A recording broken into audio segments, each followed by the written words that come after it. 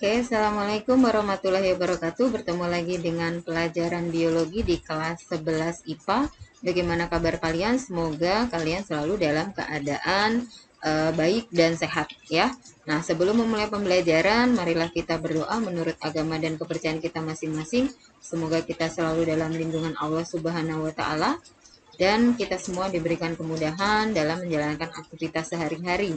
Nah, semoga kalian selalu diberikan kemudahan dalam memahami ilmu ataupun materi pembelajaran yang diberikan oleh para guru. Oke, Ibu akan melanjutkan materi biologi kita. Ya, di pertemuan pertama kita sudah membahas sistem ekskresi. Ya, organ yang kita bahas adalah ginjal. Nah, sekarang kita akan membahas organ ekskresi yang lain, yaitu hati, kemudian kulit, dan paru-paru. Oke, kita akan membahas hati. Nah, hati sebagai organ ekskresi, dia berfungsi untuk merombak sel darah merah atau eritrosit yang sudah tua. Umur eritrosit itu adalah 120 hari. Nah, setelah eritrosit atau sel darah merah yang berumur 120 hari itu, dia tidak efektif lagi bekerja, maka dia akan dirombak oleh sel-sel hati yang disebut dengan histiosit. Nah, kita tahu bahwa komponen utama dari sel darah merah adalah hemoglobin. Nah, sehingga hemoglobin inilah yang akan dirombak di dalam sel-sel hati. Nah, hemoglobin itu akan dirombak menjadi komponennya, yaitu zat besi, globin, dan heme atau hemin. Nah, Fe dan globin itu tidak akan dirombak, tetapi akan dipakai kembali untuk membentuk eritrosit yang baru. Sementara yang dirombak adalah senyawa heme atau hemin. Ya, nah ini ada dua komponen ya, bilirubin ya itu akan dirombak menjadi urobilin yang berwarna kuning untuk memberi pada warna pada feses dan juga urin.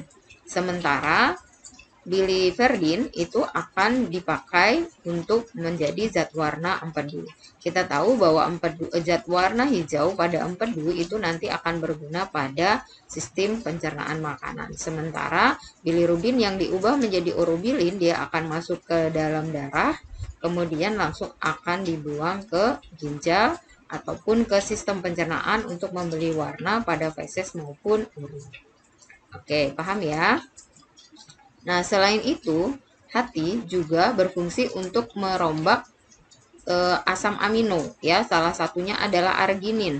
Nah, arginin ini akan dipecah menjadi ornitin dan urea. Kita tahu bahwa urea ini nanti akan masuk ke dalam darah, kemudian akan langsung dibuang ke ginjal. Sementara ornitin itu berfungsi untuk mengikat amoniak. Kita tahu bahwa jika kita mengkonsumsi protein, kemudian akan dicerna menjadi asam amino.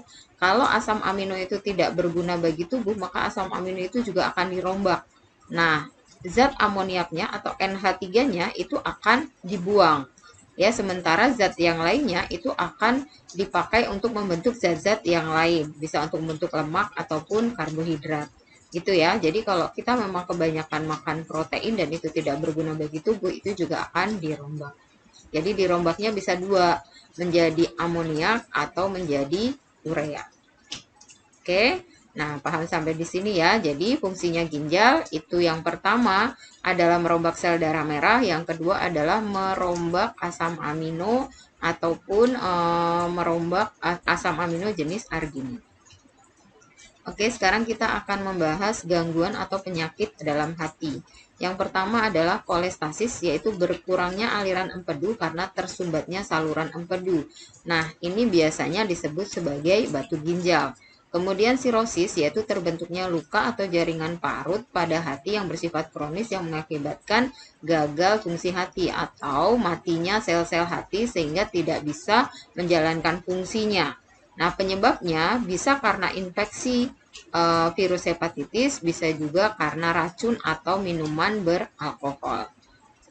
Kemudian yang ketiga, ya ini yang sering kita dengar adalah hepatitis, yaitu peradangan pada hati yang disebabkan oleh infeksi virus.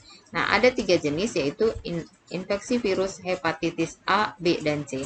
Nah, biasanya yang suka kita dengar itu adalah hepatitis A, yang biasanya menular melalui air yang tidak bersih ataupun melalui makanan.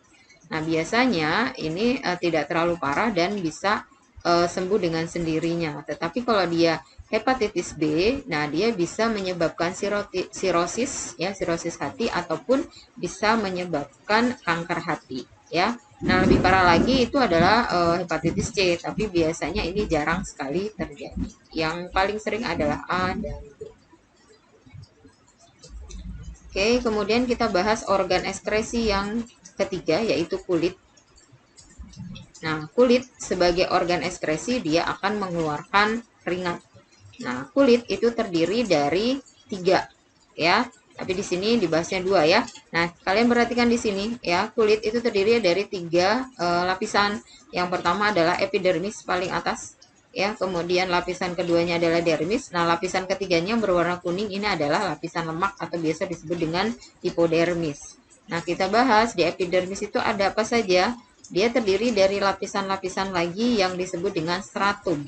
Lapisan paling atas adalah corneum. Nah, biasanya kalau kita suka menggosok kulit dan kemudian ada dakinya, nah itu adalah hasil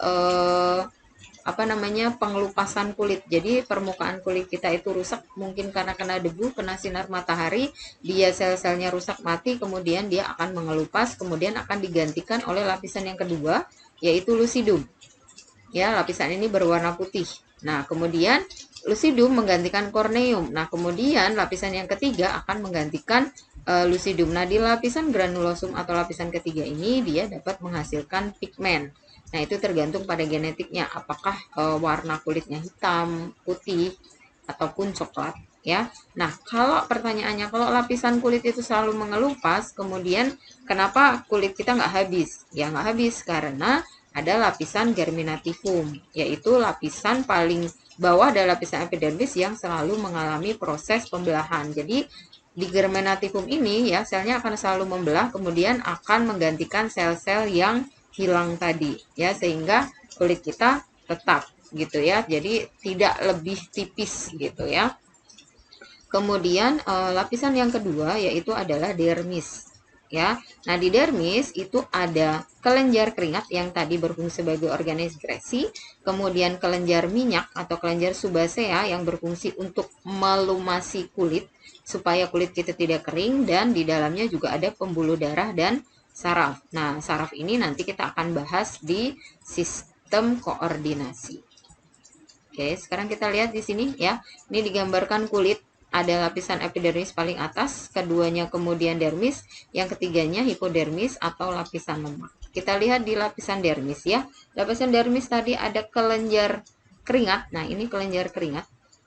Ya, dia akan berhubungan dengan pori untuk mengeluarkan air atau keringat. Kemudian ada kelenjar minyak. Dia akan berhubungan dengan rambut.